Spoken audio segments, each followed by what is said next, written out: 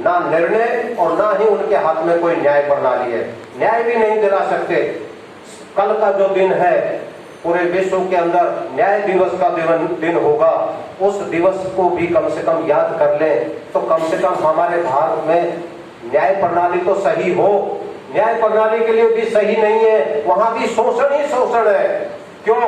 एक व्यक्ति अगर न्याय के लिए दर दर के ठोकरे खाता है, उसकी उम्र बीत जाती है, 40-50 साल तक हो जाते हैं, लेकिन उसको उचित न्याय नहीं मिलता है, न्यायालय में भी ठोकरें खाने को मिलती है। तो ऐसी न्याय प्रणाली को भी मैं दूषित समझता हूं। और नेताओं ने जो विश्वास खत्म कर दिया, उस विश्वास को कायम कर सकते हैं तो केवल एक ही संस्था है, वो है पूर्व सैनिकों की। अगर ये, क्योंकि इनके ऊपर किसी प्रकार का कोई लांछन नहीं है, नेताओं पर तो हजार किस्म के लांछन है, भ्रष्टाचार के देख लो, बलात्कारियों के आरोपी देख लो। अब एक ब्रजभूषण शरण है, उसके लिए नरेंद्र मोदी जो है एक शब्द नहीं बोल पाए, गृह मंत्री तक भी कोई शब्द नहीं बोल पाए। और हमारे देश की जो ओलंपिक विजेता जो लड़कियां थी, उनको जो है प्रताड़ित किया गया। ओलंपिक पदक लेने के लिए, प्राप्त करने के लिए कितनी परेशानियां उठानी पड़ती है ओलंपिक तक पहुंचने। क्योंकि मैं एक स्पोर्ट्समैन रहा हूं और मैंने अपने हाथों से एशियाड 82 में सिल्वर मेडल बॉक्सिंग के अंदर दिलाया है। उसका नाम है हवलदार गिरवर सिंह। आप उनसे पूछ सकते हो कि उन्होंने कितनी मेहनत किया, तब जाकर के वो सिल्वर मेडल तक पहुंचे थे। तो ओलंपिक विजेता लड़कियों के साथ में इतना मिसबिहेव करने का, मैं तो ये कह रहा हूं, देश के अंदर जो बेटी बचाओ बेटी पढ़ाओ का जो मिशन था, हमारे देश के प्रधानमंत्री नरेंद्र मोदी जी ने जो संकल्प लिया था, उसको पूरा ना करके बल्कि उसको ध्वस्त कर दिया।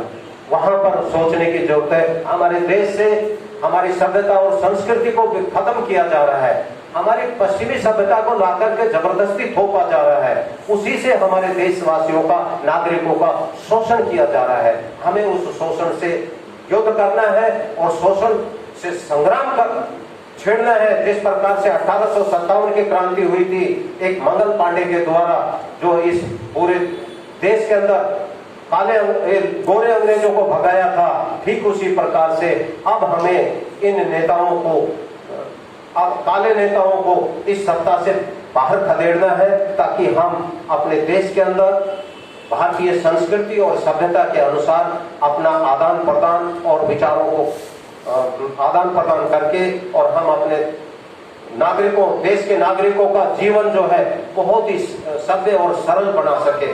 हमारे देश की जो पूर्व सरकार है या वर्तमान सरकार है, क्या उन्होंने हमारे देश के लिए जो वायदे किए थे? रामदेव बाबा कहा करते थे 2014 से पहले कि 400 लाख करोड़ रुपया विदेशों के अंदर जमा है, वो काला धन वापस लाएंगे और आपके हर एक नागरिक के खाते में 15-15 लाख रुपए तक आ जाएंगे। हमें तो आज तक वो शायद कहीं दिखाई नहीं दिया। और कहा था, हमारे प्रधानमंत्री महोदय ने कहा था कि हर राज्य को कम से कम 2-2 लाख नौकरी प्रदान कराएंगे, लेकिन आज तक कोई नौकरी किसी को नहीं मिलती हुई नजर आई। हर राज्य के अंदर बोला हम रोजगार के अवसर प्रदान करेंगे, हमें तो दिखाई नहीं देता।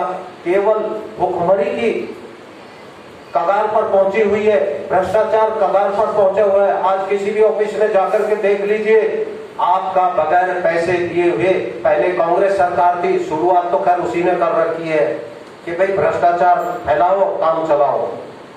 आज भारतीय जनता पार्टी ने तो भ्रष्टाचार